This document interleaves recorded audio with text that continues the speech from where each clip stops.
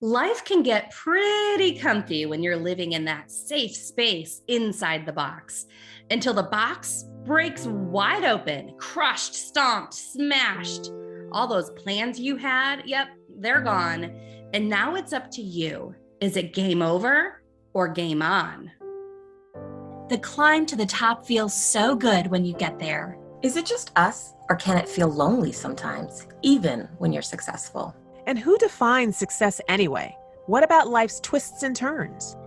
We've learned a few things along the way, and we're ditching the culture of competitiveness. Bringing together women from different backgrounds to share their stories. Let's do this together. Welcome to Think Tank of Three podcast.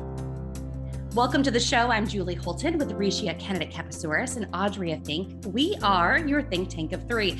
And I think it's safe to say, ladies, we have all been kicked out of that box, our comfort zone, at some point in our lives. Let us all remember, I have said it time and time again, broadcasting left me. I did not leave broadcasting, and it has been a very slow slog and finding my way, trying to figure out, one, what do I want to do? Two, what am I qualified to do? Three, how do I get to where it is I'm trying to go to? So it's all very trying. So it can in fact be a very long road in figuring out what comes next. And even when it looks like someone has it all together, chances are they don't, and they're probably still figuring it out. I know on a regular basis, people tell us, oh, you three and Think Tank of Three, like you've got your stuff together. And it's like, no, we don't. We just we're really good at editing, and we're really good at putting forth a branded face. What's that phrase? Like, I just play one on TV. Like, we just play that on the podcast. We've got it all together. Make it till you make it. Yeah, exactly.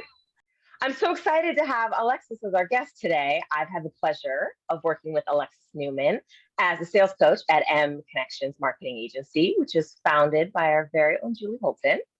And from what I recall, Alexis was actually with MC from its inception, correct? Yes, Alexis was actually one of the very first people to suggest that I launch my own business.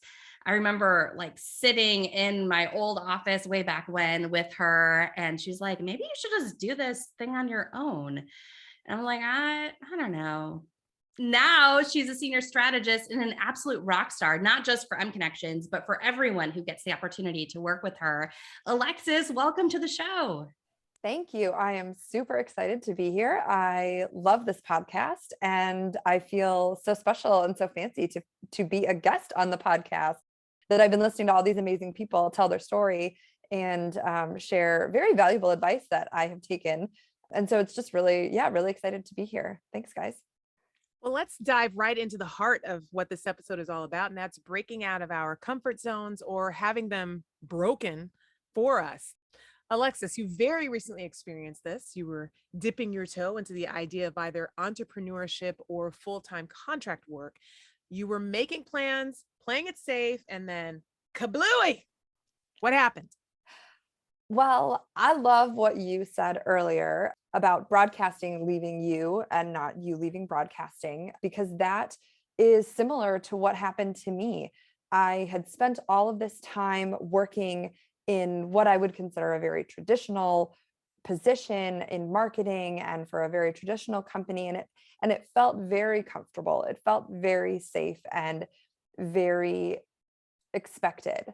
There were no surprises. I knew what every day was going to look like. I knew what my paycheck was going to look like. I knew what PTO I had in the bank, and everything was just sort of there. You know, every day was kind of the same, and it felt very safe. And then out of the blue, changes were made, and I ended up in a situation where I had to make a decision of, was I going to stick with the traditional and stick with the safe, or was I going to try to make it another way and go after some dreams that I had been hoping to go after for a really long time and just had never quite had the courage to take that, what felt to me like a really risky step. And so some of those decisions were taken out of were a little bit out of my control.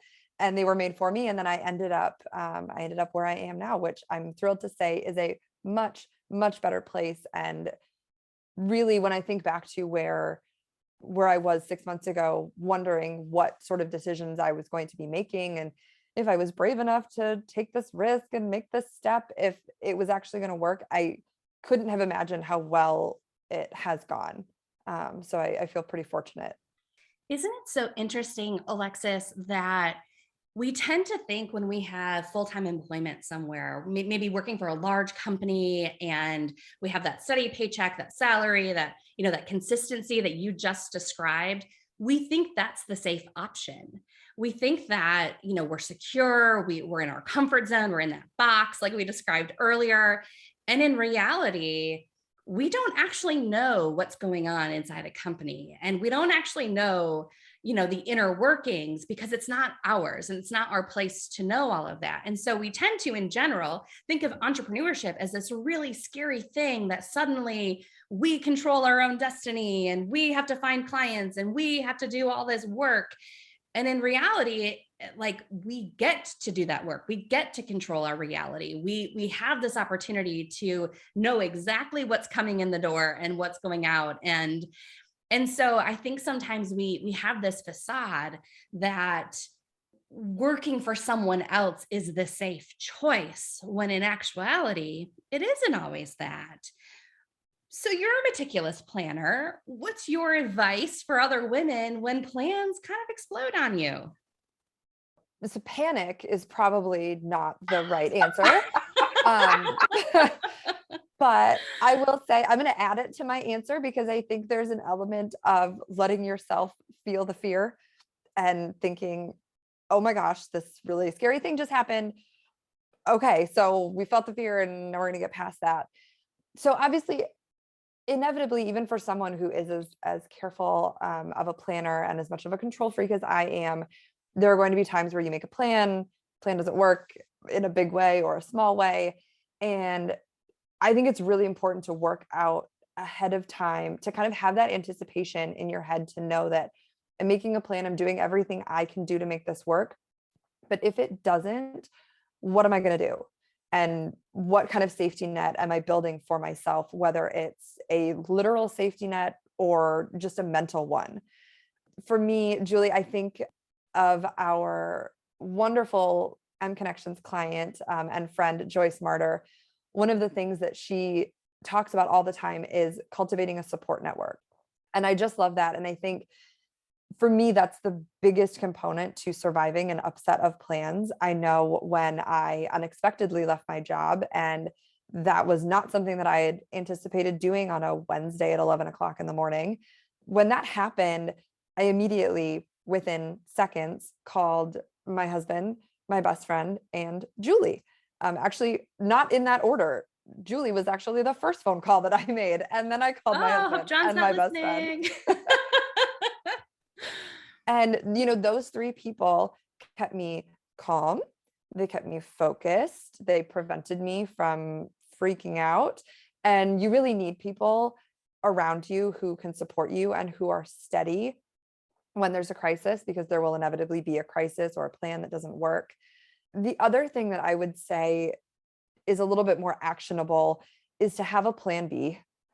We all have our preferred plan of, this is what I want to happen and this is what I hope is going to happen. But having a plan B can sort of alleviate some of that stress of, what if this doesn't work? Sheryl Sandberg is a big name with Facebook. Her husband died very unexpectedly a few years ago. And she had this really amazing story that she told about Plan B, where there was an event for one of her children. It was supposed to be a father-child event, and her husband had obviously passed away. And one of her friends had suggested that she get a stand-in figure. And she said, that's not what I wanted. It's not the same as having my husband there. This was not my plan. And her friend said to her, option A is not available, so let's just kick the shit out of option B.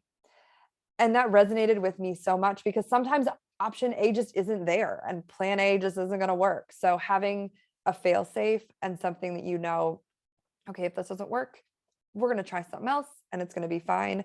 I think can be a big stress reliever for people who are type A personalities like myself.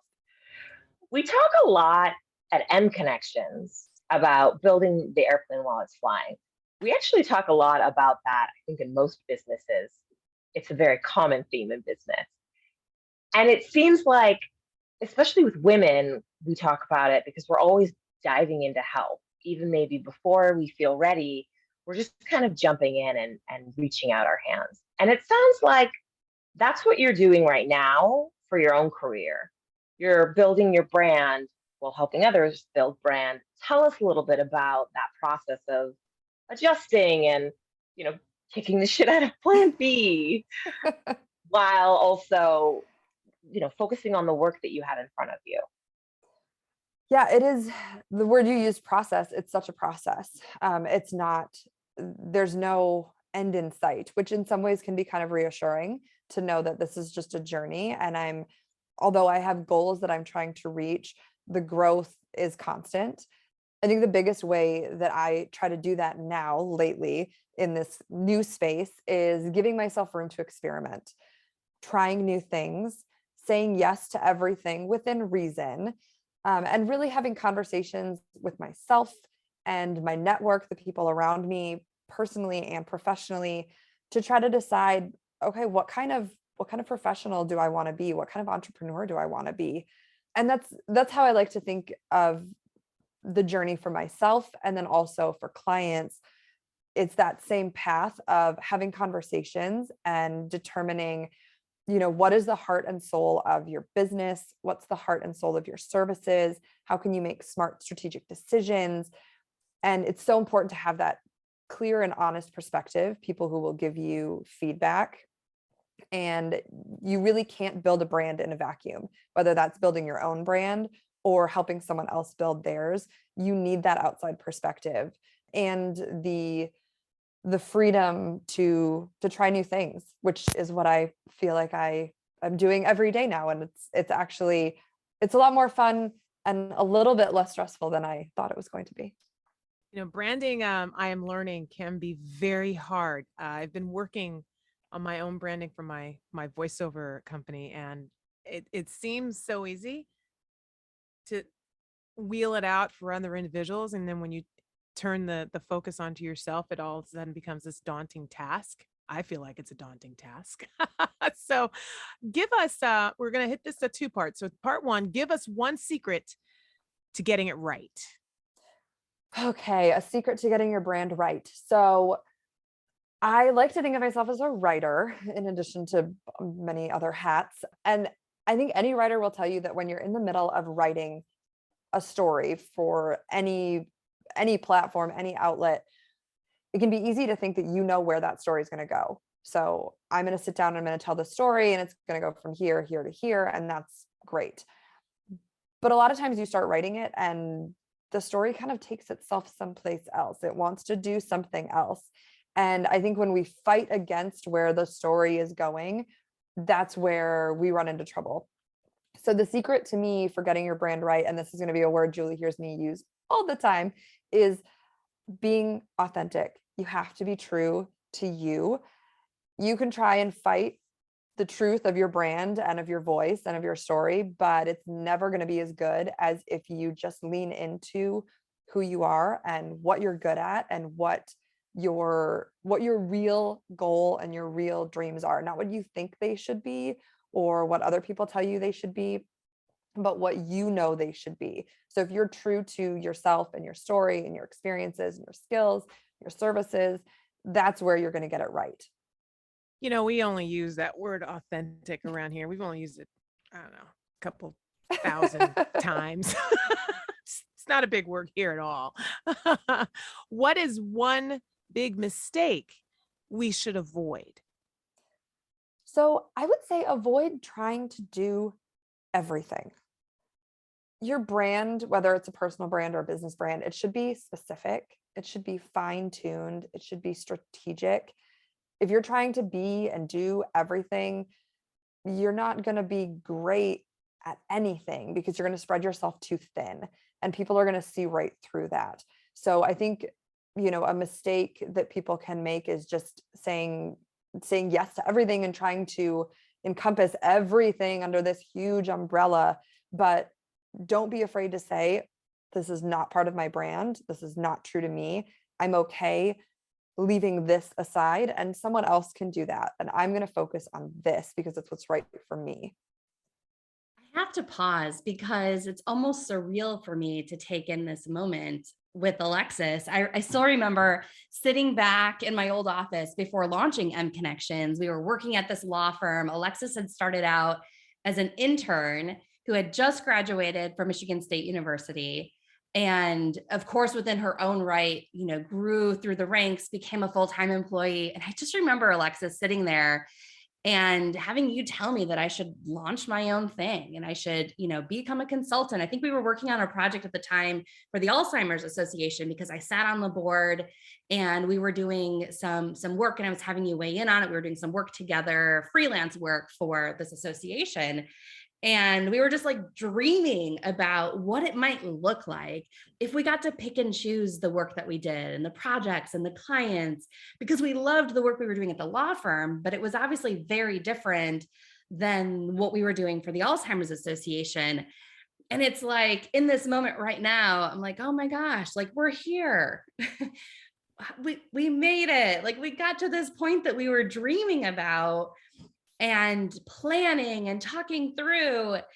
And I just have to wonder, what's the next dream? Alexis, where will you be in 5 years, in 10 years? And what do you need most in order to get there? So first of all, I remember that specific day that you're talking about very clearly. It was a topic that came up frequently when we would work on design projects together and, have that amazing collaboration and think, gosh, wouldn't it be so fun to do this all the time? And now we do. And it's fantastic. I think as far as where I hope to be or dream to be in the next 5 to 10 years, the thing that really comes to mind for me is balanced. I really hope to spend this time creating a life that is balanced, where I'm doing work that I love and that is creative and has that collaboration, working with clients that I love, working on a team that I love, while also being able to pick my son up from school and attend all of his activities and spending quality time with my husband, my friends, my family, while also having time for me and to do things that I like to do that fill me up. I hope to be making a difference for people that need it, working with clients that I want to work with. Julie, you and I say that all the time. One of the beautiful things about being an entrepreneur and kind of setting your own goals in your business is getting to pick and choose the people that you work with and doing good work for good people. And honestly, in 5 to 10 years, I hope to still be doing that. I know something else you asked was, what do I need to get there? A giant glass of wine is probably not the answer, but I'll be honest, it's on the list. I'll send you a few bottles because I don't know if you all caught that, but Alexis is on a record saying she still wants to be doing this in 5 to 10 years. So she's not going anywhere. Send her all the wine she wants. And Audrey was like right on board with you with wine. She was like, wait, where's my glass? There's wine here? There's wine? I'm here for the wine. I think the real answer, that was a real answer, but I think another answer would be, you need the people to support you. And I hope, again, that I continue to have the support network that I have and I've been so lucky to have, and to work on the team and with the team that we have right now. I think that I've seen that over the last 5 years, working well, and even earlier working with Julie and working on the mConnexions team. I've seen how that has made changes for me personally and professionally, and where it's pushed me and where I've gotten so far. And I think as long as I have that, I'm not concerned about reaching these goals and achieving these dreams in the next 5 to 10 years. You've put in a ton of really hard work to get here. Let's not sugarcoat that. I know that last winter you were getting to the point where you were working full-time and part-time on contract work. You're being a wife and a mom and a human and a friend, and it was a lot. Did you ever consider giving up? And how did you keep the momentum going to keep going? I'm still traumatized even hearing the words last winter. That was hard. It was definitely the hardest.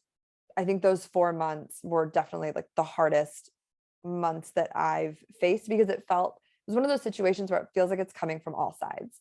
It's hard at home, it's hard at work, it's hard just inside personally, and postpartum is no joke.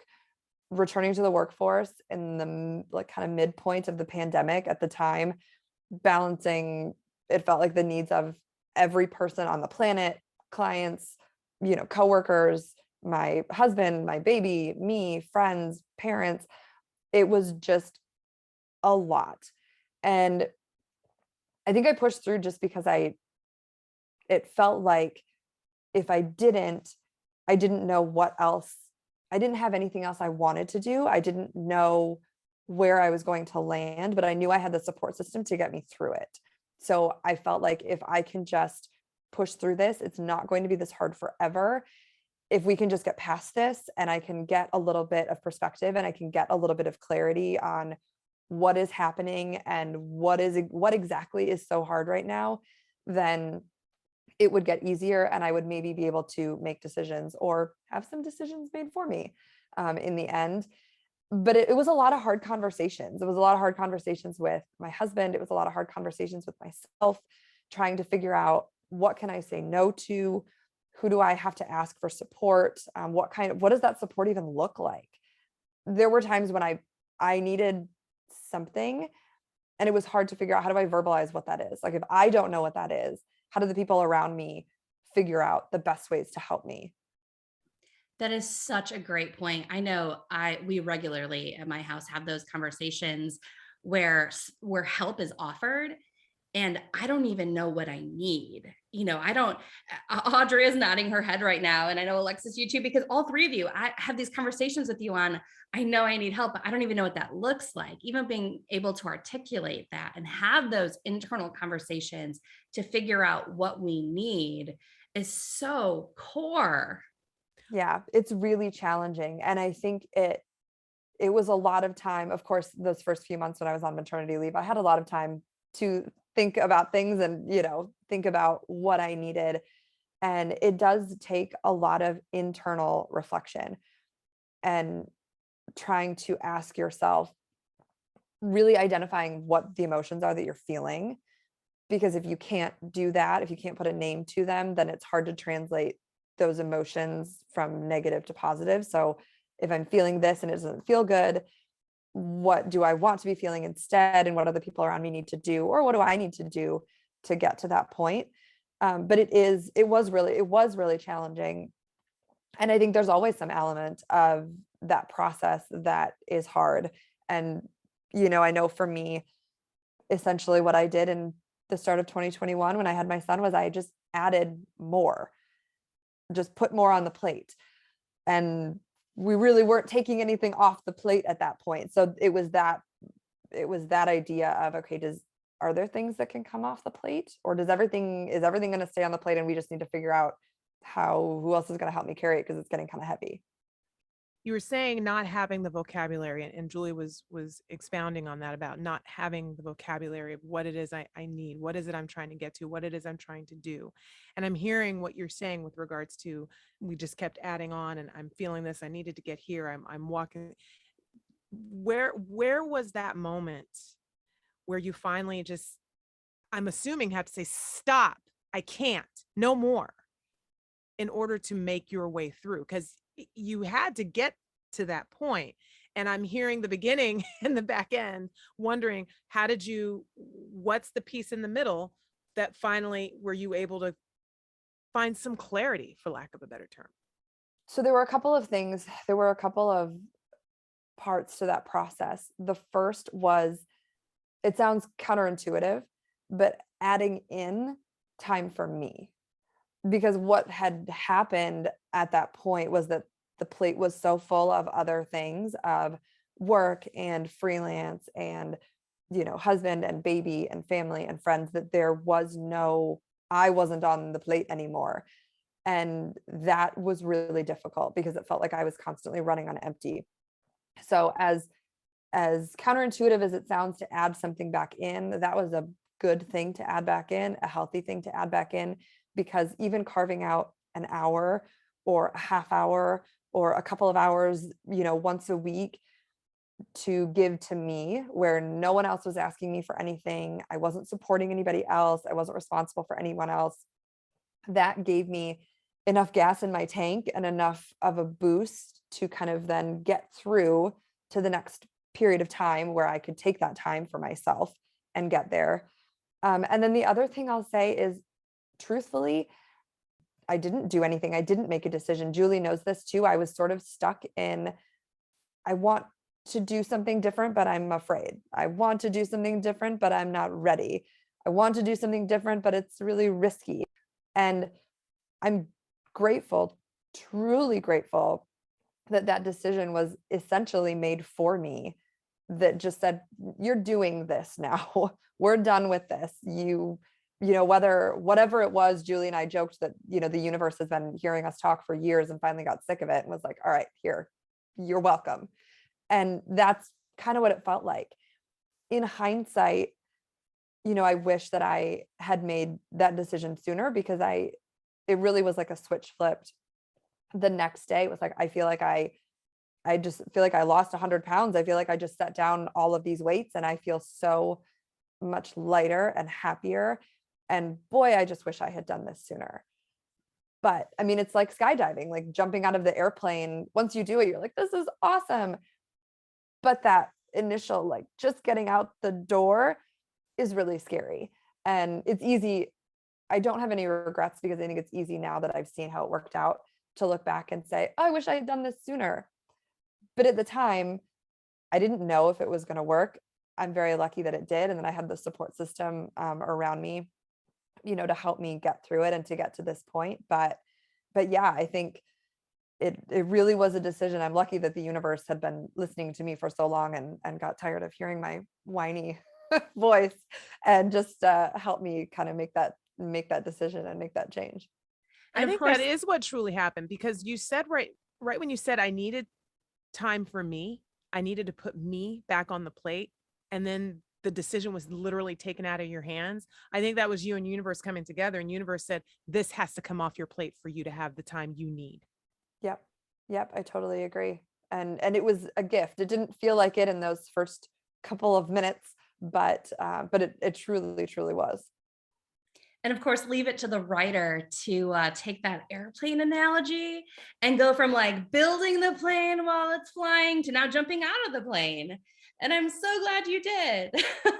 So Alexis, one last question. Clearly you are happy with the universe's decision. Work in progress, I know, but what's your advice for other women who are maybe on the fence and trying to figure out, because the leap's not right for everyone, and we know that, we recognize that, and so we're not telling everyone to jump out of the airplane. What's your advice for other women who are trying to figure out what is right for them? I think I keep going back to that support network. I keep going back to that support system, is have people around you who are willing to have hard conversations with you, because you need that collaboration to figure out what the balance is that's right for you, whether that's jumping out of the airplane or building the airplane on the ground or building it in the air, or just looking at an airplane from a distance, whatever scale it is that you're ready for. You need people around you who are going to support you, and they're the ones that are going to be there for you regardless of what decision you make.